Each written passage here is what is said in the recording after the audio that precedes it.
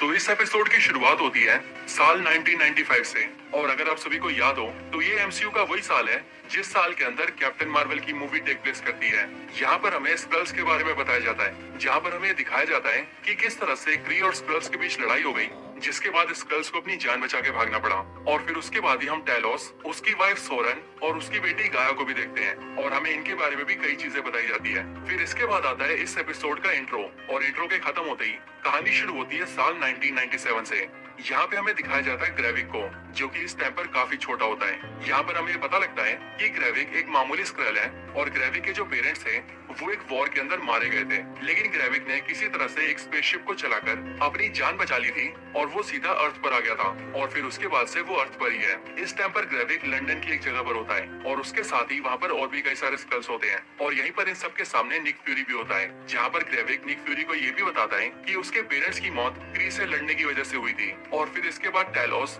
जो कि इस टाइम पर सारे स्क्रल्स का लीडर होता है और स्क्रल काउंसिल का मेंबर होता है, वो ग्रेविक को भी अपनी टीम में शामिल कर लेता है। इसके बाद ही निक फ्यूरी ग्रेविक और बाकी सारे स्क्रल्स को ये प्रॉमिस करता है कि वो और कैरल डेनवर्स यानी कि कैप्टन मार्वल दोनों मिलकर जल्द से जल्द सभी स्क्रल्स के लिए एक नए प्लेनेट को ढूंढेंगे और वहाँ पर स्क्रल्स के लिए एक नई दुनिया बसाएंगे, ताकि सारे स्क्रल्स वहाँ पर शांति से रह सकें और एक नए जीवन की शुरुआत कर सकें। लेकिन इसके साथ ही निक फ्यूरी सारे स्क्रल्स से ये भी कहता है कि मैंने आप सभी से एक प्रॉमिस किया है और इसके बदले में मैं आप सबसे भी एक प्रॉमिस चाहता हूँ। और वो प्रॉमिस ये है कि जब तक मैं और कैरल डेनवर्स आप सभी के लिए आपका नया घर ना ढूंढ ले, तब तक आप सभी इस ग्रह के ऊपर शांति से रहेंगे और इंसानों के सामने आपकी सच्चाई ना आए। इसीलिए आप सभी इंसानों के रूप में रहेंगे ताकि लोग स्क्रल्स के बारे में ना जाने। फिर इसके ठीक बाद कहानी सीधा प्रेजेंट में आ जाती है, यानी कि ठीक उसी टाइम पर जहाँ पर ग्रेविक मॉस्को के अंदर 3 बॉम्ब ब्लास्ट कर चुका है और मारिया हिल को जान से मार चुका है। यहीं पर हम ये देखते हैं कि ग्रेविक अपने काम को अंजाम देके वहाँ से चला जाता है, लेकिन फिर दूसरी तरफ टेलोस किसी तरह से निक फ्यूरी को अपने साथ ले जाता है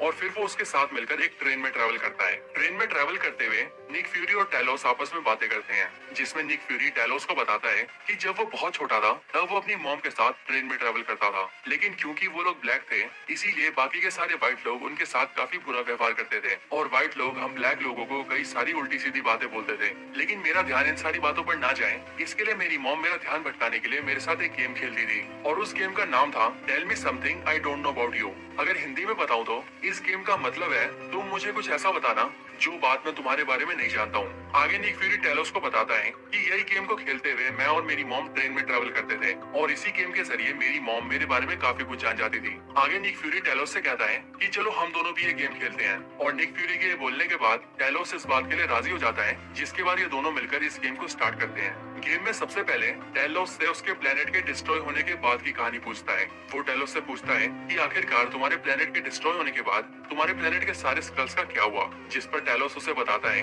कि अब अर्थ प्लेनेट के ऊपर कई सारे मिलियंस ऑफ स्क्रल्स रह रहे हैं, यानी कि लाखों करोड़ों स्क्रल्स। लेकिन जैसे ही निक फ्यूरी ये बात सुनता है वैसे ही वो बहुत ज्यादा गुस्सा हो जाता है और वो टेलोस से कहता है कि हमारे अर्थ प्लेनेट के अंदर लाखों करोड़ों स्क्रल्स हैं और तुम ये बात मुझे अब बता रहे हो। लेकिन फिर इस पर टेलोस निक फ्यूरी को बताता है कि तुम बहुत सालों से अर्थ से गायब हो और हम में से किसी को भी इस बात का अंदाजा भी नहीं था कि तुम हो कहाँ पर। और बाहरी स्पेस में हमारे स्क्रल भाई बहन बहुत बुरी हालत में थे, उनके रहने का कोई ठिकाना नहीं था और उनकी जान को भी खतरा था और इसीलिए उन सारे स्क्रल्स की जान बचाने के लिए मैंने उन सभी को सिग्नल देकर यहाँ पर बुला लिया ताकि वो सब यहाँ पर शांति से रह सके। इसके बाद ही अगले सीन के अंदर हमें मारिया हिल की डेड बॉडी दिखती है, जहाँ पर मारिया हिल का फ्यूनरल हो रहा होता है। यहीं पर मारिया हिल की मदर भी आती है जिनका नाम होता है एलिजाबेथ और वो निक फ्यूरी से कहती है कि तुम मेरी बेटी के साथी थे और उसने सालों तक तुम्हारे साथ मिलकर काम किया है, लेकिन अब उसकी मौत हो चुकी है और इसीलिए तुम्हें किसी भी हालत में उसकी मौत का बदला लेना होगा, तुम्हें मारिया की मौत का बदला लेना होगा। इसके बाद हम कई सारी न्यूज सुनते हैं जिन न्यूज के अंदर ऐसी बातें चल रही होती है कि अमेरिका ने जानबूझकर रशिया के अंदर अटैक्स करवाए हैं,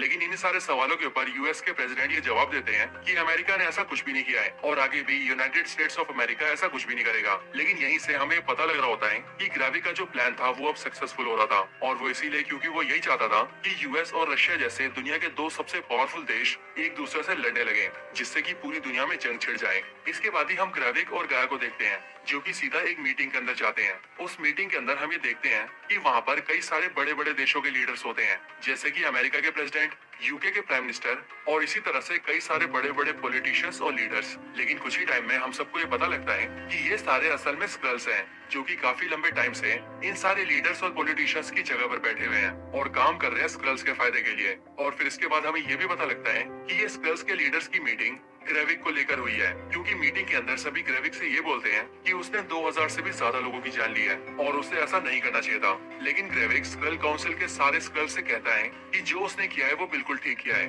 और वो इसीलिए क्योंकि अगर उन सबको याद हो तो सालों पहले निक फ्यूरी ने उन सबसे ये वादा किया था कि वो उन सारे स्कल्स के लिए एक नए प्लेनेट को ढूंढेगा और वहाँ पर स्कल्स की नई दुनिया को बसाएगा। लेकिन इतने साल बीत जाने के बाद भी आज तक उसने अपना ये प्रॉमिस पूरा नहीं किया है, और इसीलिए ग्रेविक ने फैसला किया है कि अब वो अर्थ प्लेनेट को ही अपना घर बनाएगा और सारे स्कल्स की नई दुनिया अब से अर्थ प्लेनेट ही होगी। और हाँ, मुझे अपने इस काम को पूरा करने के लिए आप लोगों का साथ चाहिए। ग्रेविक की ये सारी बातें सुनकर काउंसिल के सारे स्कल्स ग्रेविक का साथ देने के लिए तैयार हो जाते हैं और वो ग्रेविक से कहते हैं कि तुम्हारी बात बिल्कुल ठीक है, निक फ्यूरी ने हमें धोखा दिया है और इसीलिए अब सारे स्कल्स का नया घर अर्थ ही होगा। इसके साथ ही स्कल काउंसिल के वो सारे स्कल्स ग्रेविक को अपना लीडर भी मान लेते हैं और वो ग्रेविक से कहते हैं कि अब से वो सब मिलकर ग्रेविक की बात मानेंगे। लेकिन यहीं पर हम ये भी देखते हैं कि स्कल काउंसिल के अंदर से एक स्कल जो कि एक फीमेल स्कल होती है वो ग्रेविक की बातों को अपोज करती है और वो ग्रेविक से कहती है कि वो जो भी चाहता है वो बिल्कुल गलत है और इसीलिए वो ग्रेविक को अपना लीडर भी नहीं मानती। लेकिन उनकी ये बात सुनकर ग्रेविक उनसे कहता है कि आप चुपचाप यहाँ से बाहर जा सकती हैं और क्योंकि आप एक स्कल है इसीलिए मैं अपने किसी आदमी को नुकसान नहीं पहुंचाना चाहता, लेकिन मैं अभी कभी आपको स्कल काउंसिल से बाहर निकालता हूँ, इसलिए शांति से आप यहाँ से बाहर निकल जाइए। ये सुनकर वो स्कल वहाँ से चली जाती है, लेकिन वो फीमेल स्कल जैसे ही बाहर आती है वैसे ही वो सीधा टेलोस को फोन करती है और वो टेलोस को ये सारी बातें बताती है। दूसरी तरफ से टेलोस इससे कहता है कि वो किसी तरह से ग्रेविक से उसकी मीटिंग फिक्स कर दे और वो मीटिंग इस बात पर फिक्स करे कि टेलोस ग्रेविक से अपनी बेटी को लेकर बात करना चाहता है। इसके बाद ग्रेविक अपने स्कल्स के बेस पर जाता है, स्कल्स का वही बेस जो बेस आप सभी ने एपिसोड 1 के अंदर देखा था, और जैसे ग्रेविक यहाँ पर आता है वैसे ही सारे स्कल्स उसे अपना लीडर मानते हैं और ग्रेविक भी ये सब देखकर काफी खुश होता है। इसके बाद ही हम देखते हैं टेलोस की बेटी गाया को। गाया ग्रेविक के साथ है और उसे अब तक ये लग रहा था कि ग्रेविक सारे स्कल्स का भला चाहता है और इसीलिए वो सारे स्कल्स के लिए एक नया घर बनाएगा। लेकिन धीरे धीरे गाया को अब ये समझ आ रहा है कि ग्रेविक एक बहुत ही बुरा स्कल है और वो इसीलिए क्योंकि ग्रेविक स्कल्स के रहने के लिए पूरे अर्थ के ऊपर कब्जा मारना चाहता है और अर्थ पर रहने वाले ह्यूमंस को जान से मारना चाहता है, वो भी इन सबको आपस में लड़वा कर, और इसीलिए वो ये चाहता है कि इस लड़ाई की शुरुआत यूएस और रशिया से हो। लेकिन गाया ऐसा बिल्कुल नहीं चाहती और वो इसीलिए क्योंकि वो ये नहीं चाहती कि स्कल्स के फायदे के लिए इंसानों का बुरा हो और इस अर्थ प्लेनेट से इंसानों का खात्मा हो, क्योंकि वो ये समझती है कि इतने सालों से उन सभी स्कल्स को इस अर्थ प्लेनेट के इंसानों ने ही बना दी है और इतने साल वो सब इंसानों के ही बीच रहे हैं। इसीलिए गाया धीरे धीरे करके ग्रेविक के प्लान को जानने की कोशिश करती है और इसी दौरान वो ये देखती है कि एक साइंटिस्ट एक बड़ा सा एक्सपेरिमेंट कर रहा है, लेकिन आखिरकार वो एक्सपेरिमेंट क्या है इस बारे में हमें अभी नहीं पता लगता। इसके अगले सीन के अंदर हम ये देखते हैं कि कर्नल जेम्स रोड्स एक हाई लेवल की मीटिंग कर रहा होता है, वो भी दुनिया के बड़े बड़े देशों के लीडर्स के साथ। इसी मीटिंग के अंदर निक फ्यूरी और मारिया हिल के ऊपर ये इल्जाम होता है कि रशिया के मॉस्को शहर के अंदर जो ब्लास्ट हुए हैं उन ब्लास्ट में निक फ्यूरी और मारिया हिल का हाथ है। लेकिन कर्नल जेम्स रोड यानी कि रोडी इस बात से इनकार कर देता है और वो उन सबसे कहता है कि वो निक फ्यूरी को बहुत सालों से जानता है और इसीलिए वो श्योर है कि निक फ्यूरी और मारिया हिल ऐसा बिल्कुल नहीं कर सकते, और क्योंकि ये सारे इल्जाम उनके ऊपर रशिया के द्वारा लगाए गए हैं इसीलिए वो इन सारे इल्जामों को मानता ही नहीं है, क्योंकि निक फ्यूरी और मारिया हिल के ऊपर लगाए गए सारे इल्जाम झूठे हैं और मैं इस बात को तब तक नहीं मान सकता जब तक आप सभी मुझे कोई पक्का सबूत नहीं दिखाते। इसके बाद ही रोडी उस मीटिंग से निकल जाता है, लेकिन मीटिंग के बाहर आते ही उसे निक फ्यूरी का फोन आता है जो कि उसे मिलने बुलाता है। इसके बाद रोडी और निक फ्यूरी की मीटिंग होती है जहाँ पर ये दोनों अकेले मिलकर बैठते हैं और निक फ्यूरी रोडी को बताता है कि अब तुम्हें किसी पर भी भरोसा नहीं करना है, कोई भी भरोसे के लायक नहीं है, चाहे वो तुम्हारे साथी क्यों ना हो या फिर वो तुम्हारे बॉडीगार्ड्स तक क्यों ना हो, और ये इसीलिए क्योंकि हो सकता है कि वो सब या तो हाइड्रा के लिए काम कर रहे हो या फिर वो सारे स्कल्स हो, और इसीलिए रोडी तुम्हें सावधान रहना है। ये सब बोलने के बाद निक फ्यूरी रोडी से कहता है कि उसे अपने मिशन के अंदर उसकी मदद की जरूरत है, लेकिन रोडी को निक फ्यूरी की सारी बातें बकवास लगती है और इसीलिए वो ना तो निक फ्यूरी की बातों को सीरियस लेता है और ना ही वो उसकी मदद के लिए राजी होता है। और इसके साथ ही वो निक फ्यूरी को ये भी बताता है कि यूएस मिलिट्री ने उसे उसकी पोस्ट से निकाल दिया है और फिर इसीलिए निक फ्यूरी रोडी से कहता है कि अगर कोई मेरा साथ दे या फिर ना दे ये जंग मेरी है और मैं इसे अकेला ही लड़ूंगा, और फिर इसके बाद निक फ्यूरी वहाँ से चला जाता है। इसके बाद ही हम सभी सोनिया को देखते हैं जो कि इस टाइम पर एक आदमी को टॉर्चर कर रही होती है और वो इसीलिए क्योंकि इस आदमी पर इल्जाम होता है मॉस्को शहर में हुए तीनों ब्लास्ट का। सोनिया के टॉर्चर की वजह से वो आदमी अपना मुंह खोलने लगता है, जिसमें सोनिया को ये पता लगता है कि वो आदमी असल में एक स्कल है,